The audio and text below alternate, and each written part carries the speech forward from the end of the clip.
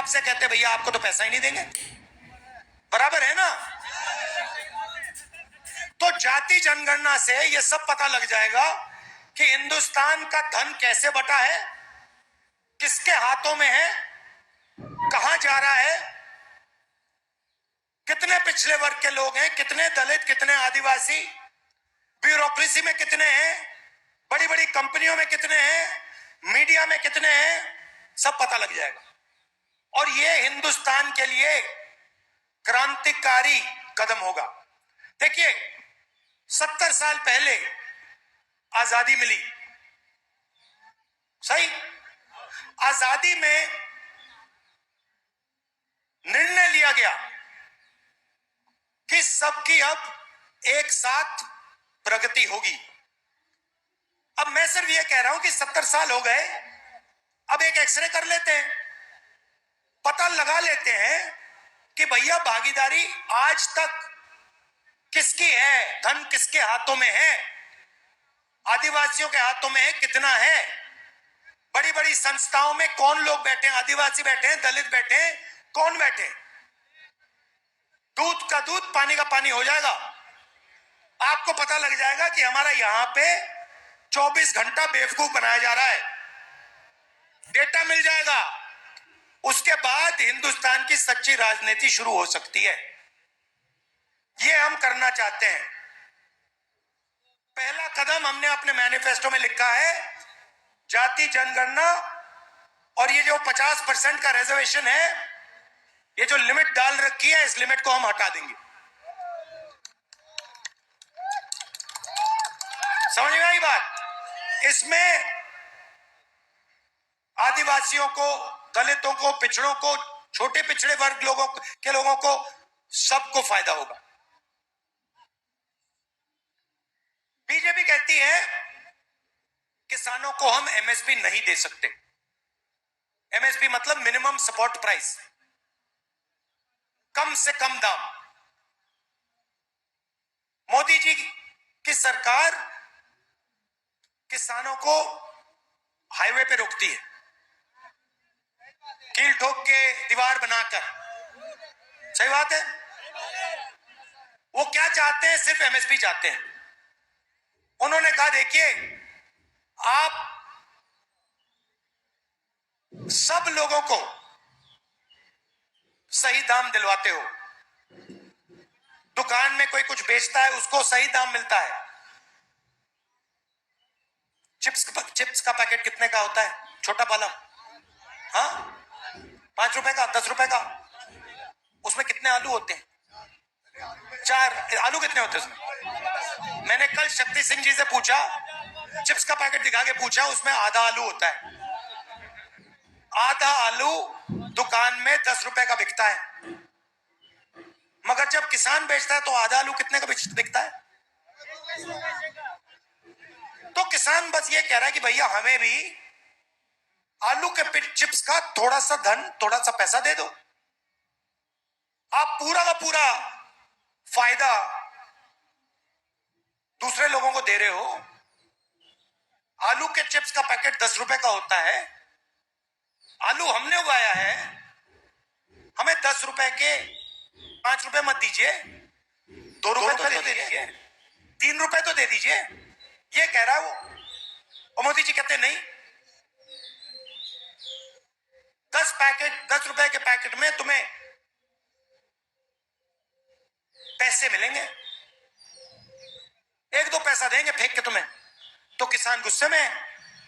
मोदी जी कहते नहीं देंगे। हम मैनिफेस्टो में लिख दिया कि लीगल एमएसपी हिंदुस्तान के सब किसानों को कांग्रेस पार्टी दे देगी।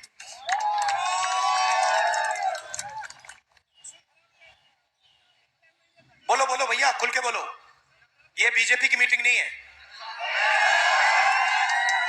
ये कांग्रेस वालों की है। हाँ,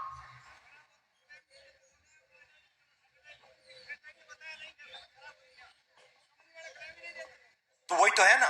मगर जो फसल बीमा योजना है, उसका जो पैसा सरकार देती है वो आपके जेब में से निकलता है। अच्छा आप बताओ, हाँ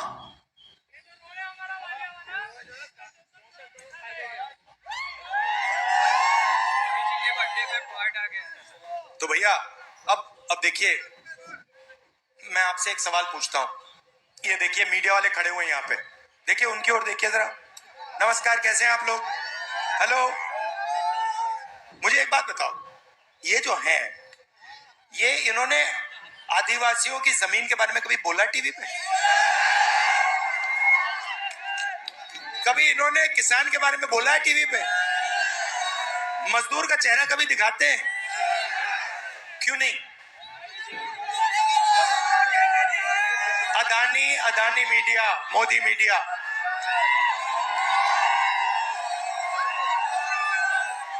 ये आपका ध्यान इधर उधर करते हैं। जब आपको देखो, आपको, आपने जेब कतरों को तो देखा होगा। जेब कतरा सबसे पहले क्या करता है? पहले ध्यान इधर करता है। देखो, पहले कहता है भैया उधर देखो, उधर देखो भैया, ओ उधर देखो। वो प्रधानमंत्री का काम है। भाई और बहनों, उधर देखो, थाली बजाओ, इधर फोन चलाओ। वो देखो भैया, उस साइड देखो। आप लोग इधर उधर देखते रहते हो, आप देखते रहते हो।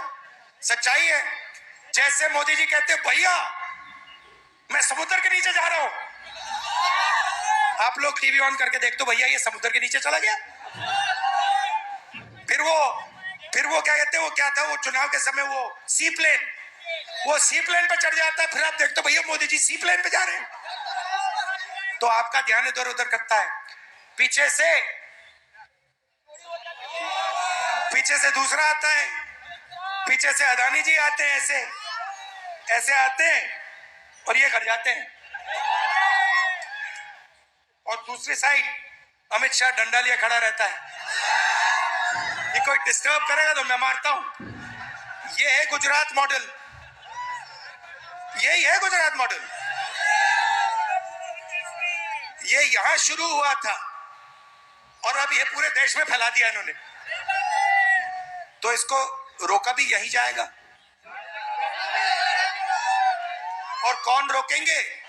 आप लोग रोकोगे, गरीब लोग रोकेंगे, किसान, दलित, आदिवासी, पिछड़े, ये लोग रोकेंगे। सही बात है, और ये रुकेगा, देख लेना। मगर ये मत भूलिए, जाति जनगणना क्रांतिकारी कदम है, ये आपको छोड़ना नहीं है, ये छोड़ना नहीं है आपको। ये आपको, आपका ये दरवाजा खोल देगा, दीवार तोड़ देगा ये भूलिए मत मेरी बात। मेरा लक्ष्य है कि हिंदुस्तान का जो धन है, जो संस्थाएं हैं, उनमें हिंदुस्तान के सब लोगों को भागीदारी मिले,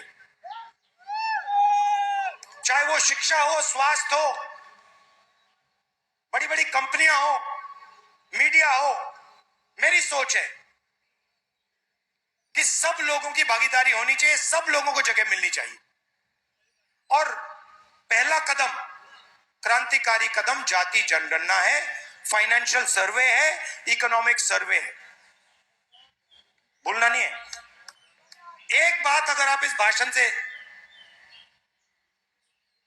अपने दिमाग में रखो तो ये है, जाति जनगणना को छोड़ना नहीं है, ठीक है?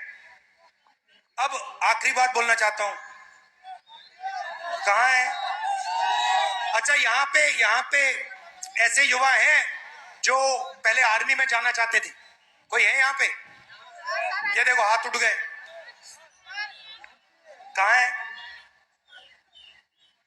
क्या है ये? आप आर्मी मैन हो? अभी आर्मी में हो? भैया फंस जाओगे, निकाल देंगे तुम्हें। क्या नाम है आपका? आ जाओ आ जाओ, मैं तो सबसे बात कर लेता हूं।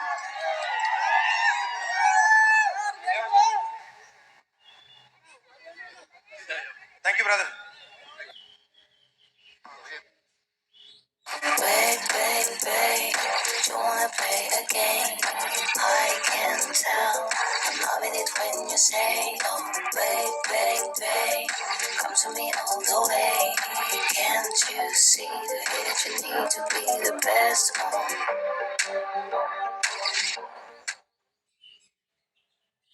फिर उसके बाद उन्होंने क्या किया, और मुझे ये तो अभी ये क्या छुपा रहे हैं, खाली केवल सर्विस किया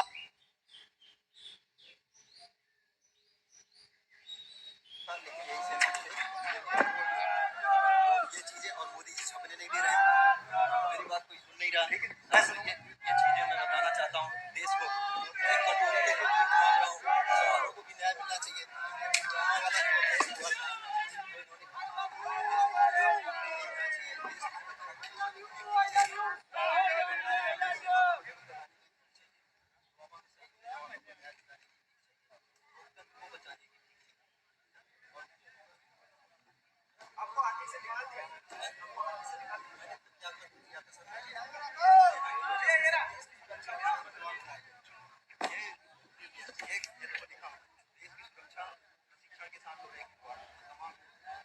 अच्छा एक बात बताओ, ये तो मैं सब आपसे अब देखूंगा, आपसे बात करूंगा। मैं आपसे, आप आर्मी को थे, आर्मी के थे, ये अभी आर्मी में नहीं है, तो मैं आपसे पूछना चाहता हूं,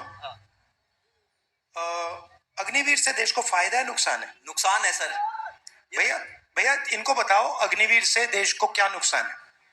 सर ये आप लोगों की सुरक्षा के साथ खिलवाड़ हो रहा है। ये कोई 4 साल की नौकरी मात्र नहीं है, ये देश की सुरक्षा के साथ खिलवाड़ किया जा रहा, आप लोगों की सुरक्षा के साथ खिलवाड़ किया जा रहा। ये सिर्फ पेंशन की बात नहीं है, ये भारतीय सेना किसी के बाप की बपौती नहीं है, ये हमारी और आपकी सेना है, हर लोगों की सेना है, जिसकी वजह से मैंने इस सच्चाई को जब बोला था कि भारतीय सेना के साथ खिलवाड़ नहीं होना चाहिए, तो इस वजह से मैंने त्याग पत्र दिया। लेकिन उन्होंने बोला ये चीजें मान्य नहीं है, इस चीज को दबाया गया। अच्छा मुझे एक बात बताइए, पहले जो आर्मी थी उसमें एक है, दे देंगे आपको, उसमें कितने कितने सालों की ट्रेनिंग होती थी? सर मेरी खुद 3 साल की थी और उसके बाद 1 साल की और एडवांस। तो आपकी 4 साल की ट्रेनिंग हुई। आप मुझे बताओ, जो अग्निवीर को 6 महीने की ट्रेनिंग दी जाएगी, उससे काम बन जाएगा? सर वो भी ट्रेनिंग प्रॉपर नहीं हो पा रही, उससे कहीं काम नहीं बनने वाला, वो सेना को बिल्कुल कमजोर किया जा रहा है। आने वाले समय में हम, जो स्वर्गीय नेताजी कहते थे मुलायम सिंह, कि हमें पाकिस्तान से डर नहीं है, हमें चीन से डर होनी चाहिए, चीन से मतलब मुकाबला करने के लिए अपने सैनिक को मजबूत बनाना चाहिए। लेकिन ये लोग अभी हमें ऐसा कमजोर कर देंगे कि आने वाले समय में पाकिस्तान से भी मुकाबला करने में सोचना पड़ेगा, अगर ऐसी व्यवस्था लाई गई तो देखिए, पहले क्या था, पहले लाखों युवा सुबह उठ के 5 बजे 2-3 घंटे दौड़ते थे, पुलअप्स करते थे, पुशअप करते थे, वर्जिश करते थे आर्मी में जाने के लिए। उनके दिल में देशभक्ति थी, वो जाते थे। सेना बहुत सारे लोगों को नहीं लेती थी, चुनकर लोगों को लेती थी। मगर जब एक व्यक्ति सेना में जाता था तो उसको सेना 2-3 गारंटी देती थी। पहली गारंटी कि हम आपकी रक्षा करेंगे, कुछ भी हो जाए, हिंदुस्तान की सरकार, हिंदुस्तान की सेना, हिंदुस्तान के जवान की रक्षा करेगी। दूसरा वायदा, आपकी सर्विस के बाद आपको गारंटी करके हम पेंशन देंगे। तीसरा वायदा, आपको कैंटीन की फैसिलिटी मिलेगी। और शायद सबसे जरूरी वायदा,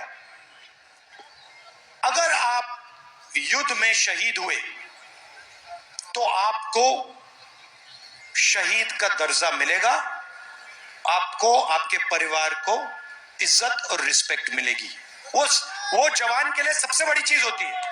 आप उसको कुछ मत दो, आप उसको पेंशन मत दो, कैंटीन मत दो, कुछ मत दो। हिंदुस्तान के सैनिक को आप सिर्फ शहीद का दर्जा दो,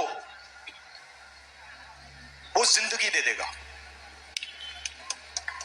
अब इन्होंने क्या किया, अग्निवीर लाए। चाइना के सैनिक 3, 4, 5 साल की ट्रेनिंग करेंगे, उनको पेंशन मिलेगी, उनको कैंटीन मिलेगी, उनको बाद में रोजगार मिलेगा। और हमारी साइड जो लड़ेगा उसको 6 महीने की ट्रेनिंग मिलेगी और उसको कहा जाएगा कि भैया देखो आप अग्निवीर हो, आपके साथ ये लड़ रहा है, ये अग्निवीर नहीं है। अगर आप शहीद हो गए तो आपको ना पेंशन मिलेगी, ना शहीद का दर्जा मिलेगा। और आपके साथ ये जो लड़ रहा है, अगर ये शहीद हो गया तो इसको हम पेंशन देंगे, इसकी हम रक्षा करेंगे, इसको शहीद का दर्जा मिलेगा। मतलब इन्होंने हिंदुस्तान में पहली बार 2 तरीके के शहीद बना दिए।